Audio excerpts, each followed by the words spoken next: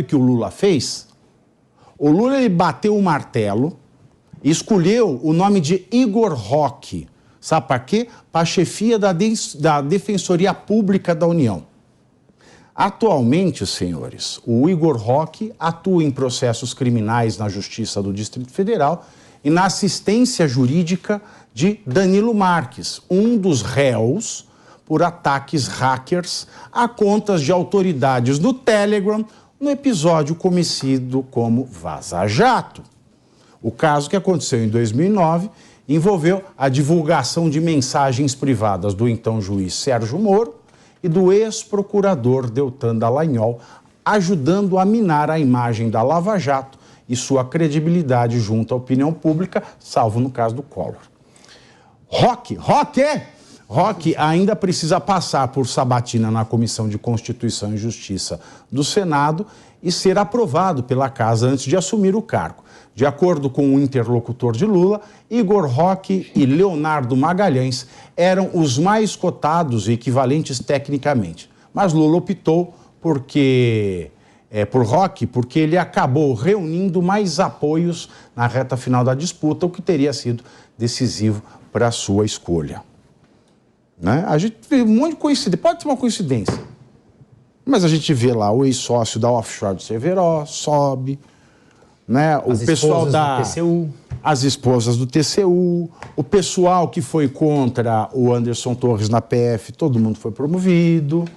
A gente agora vê o advogado que atendeu o Adélio, era advogado de não sei o que do Partido dos Trabalhadores. Aí a gente vê o cara que era o advogado da Vaza Jato assumindo esse cargo. E aí, Bruno Musa? É complicado, né? Dá para falar que tem. Dá para falar que não é para ter medo? Então, eu acho que dá para fazer um link com o que a gente estava falando no assunto anterior, que você falou, no meu caso da Faria Lima e tal. A gente está vivendo um período... E a gente exporta óleo cru, hein? E quem tem cru tem medo. É isso. Eu acho que a gente está vivendo um período que, com esse medo que você está falando, justamente por essa notícia que você acabou de ler e tantas outras coincidências aqui, como você falou, as pessoas estão se permitindo, pelo medo, se autocensurar. Porque quem defende a posição que nós estamos defendendo acaba sofrendo as consequências. Sim. O outro lado, eles podem falar o que quiser. Veja os tweets, quando o Deltan Dallagnol, por exemplo, foi cassado, do Randolph, da Glaze, eles falam o que quiser. Não, olha os tweets do Felipe Neto. Do Felipe Neto, ou seja, então, é um absurdo. Então, as pessoas, ou nós, do lado de cá, nos autocensuramos, ou permitirmos essa autocensura, e o outro lado ecoa sozinho a voz.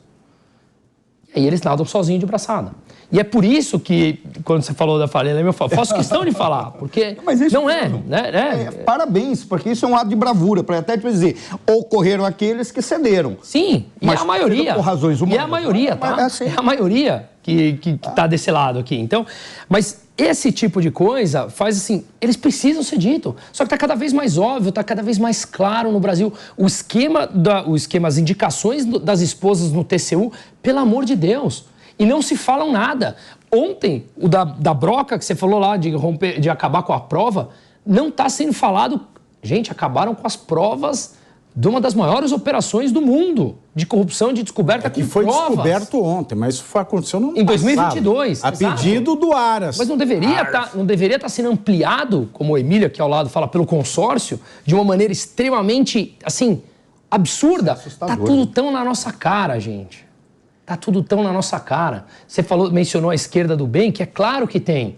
Isso não tem a ver com ideologia esquerda ou direita. Eu falei a intelectual. Mas a intelectual, digamos, a intelectual que a gente discorda do posicionamento, mas a gente bem intencionadas. Mas bem intencionadas. Esses também deveriam se posicionar, porque isso, gente, isso é a destruição de todas as bases de um país. Mas sabe o que eu ia comentar? Já que você citou a Hannah Arendt, nesse clima filosófico, tem outro filósofo que é interessante, do século XVI para o XVII, que é o Lavoisier. Ele escreveu um livro chamado O Discurso da Servidão Voluntária. E a questão principal dele é o seguinte, né? Todos os animais prezam pela liberdade. Se deixar o cachorro preso, ele foge, na primeira oportunidade, o gato, o periquito, qualquer coisa. O ser humano é o único animal que aceita a submissão. E são 3 motivos. O medo, como vocês destacaram aqui, a tradição, sempre foi assim, eu vou obedecer. E o terceiro, existe toda uma pirâmide, um encadeamento de vantagens e benefícios por você se submeter. Qual que é a terceira, desculpa? Cálculo de custo. É uma pirâmide, né, de benefícios por você aceitar a submissão.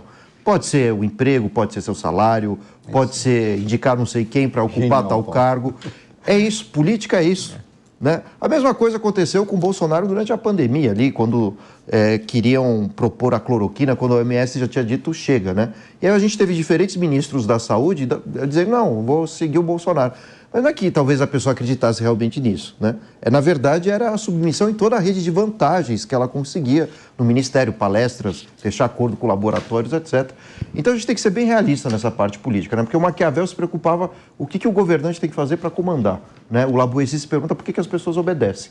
Né? E acho que essa é a grande questão. Posso fazer um comentário? Claro. Olha que interessante. Foi maravilhoso ter falado isso. Até para tentar esclarecer algo que... Por que fica a pergunta para a Faria Lima, apesar desse cálculo de custo-benefício que a gente está colocando aí, que é o real do dia a dia e da vida, da sobrevivência política, social, o que quer que seja. Mas tem um dado que uma vez participando de reuniões, eu fui formado na USP. Na USP todo mundo ou é comunista ou tem que fazer de conta que é comunista, senão você não faz nada lá dentro, tá? Pelo menos na minha época. Agora não, agora está diferente, tem liberal, tem conservador, tem tudo, dizem, né? Mas continuando. Numa das reuniões que se tinha, havia uma tática que se disseminava lá, que se dizia assim, o grande problema para nós não é o grande burguês. O grande problema para nós é o pequeno burguês, aquele que não tem muito dinheiro, mas que sonha que um dia vai se tornar um grande burguês, porque ele tem a mentalidade de não se submeter à submissão do Estado. Então, o que a gente tem que fazer? Vamos acabar com esse pequeno burguês e reforçar o grande burguês, porque se a gente reduzir o número deles ao máximo possível, no dia que o Estado tiver força, ele vai e corta 6 cabeças ao invés de 6 milhões de cabeças. É muito mais fácil. Oi? Amigos do rei. Que seriam os amigos do rei. Mas só que tem um detalhe. Para o processo revolucionário, não pode ter burguês. Então, corta a cabeça de todos. Por que vem a minha crítica a Faria Lima, que eu não conseguia entender? Como é que esse cara não consegue entender que ele está desse lado aqui? Ele não adianta ele vender a corda para o cara que vai enforcar ele, porque agora ele vai ganhar dinheiro porque ele botou dinheiro no bolso com a corda que ele vendeu.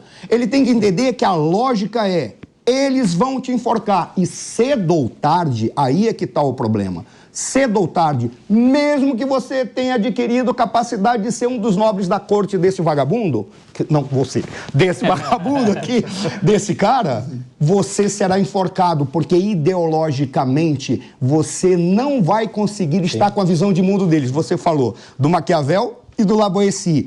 Como é que os marxistas resolveram isso? Colocaram Gramsci.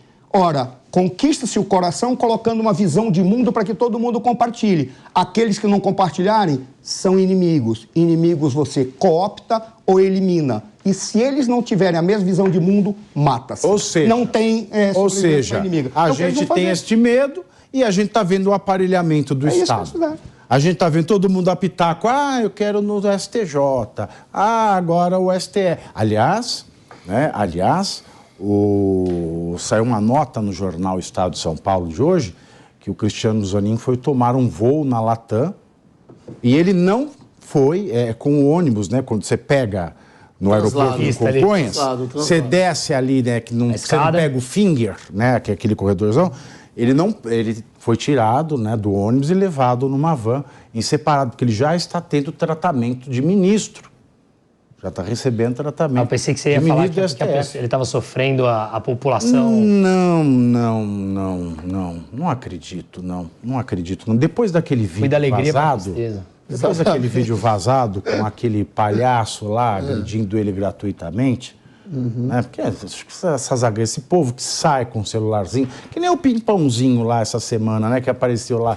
Oi, Moro, eu faço essa voz que é voz infantil, tá? Oi, Moro, o que você acha de ter sido condenado, não sei o que, do STF por ladrão? Tipo assim, a pessoa vinha com uma pergunta totalmente torta, aí ele pegou e saiu. Então, assim, essa mania que as pessoas têm, e o Pimpãozinho do Moro ainda pediu desculpa. Mas ele pediu desculpa e publicou mesmo assim o vídeo. Então você vai entender, né? A loucura. Vai entender, a loucura das pessoas, Rodolfo. Exatamente. E aí você não vê que tá ado, está tudo emparelhado. A gente vive num mundo de loucura total, Pavinato. Só trazendo um caso aqui, eu lembro muito bem quando eu falei um negócio do CAC, o pessoal do CAC entendeu errado, colocou na página do CAC que eu era contra um negócio. Cara, eles me pediram desculpas, mas não tiraram o vídeo do ar. E o vídeo tá lá. CAC é a licença de caça. Caçadores, atiradores e Carlos André. Colecionadores.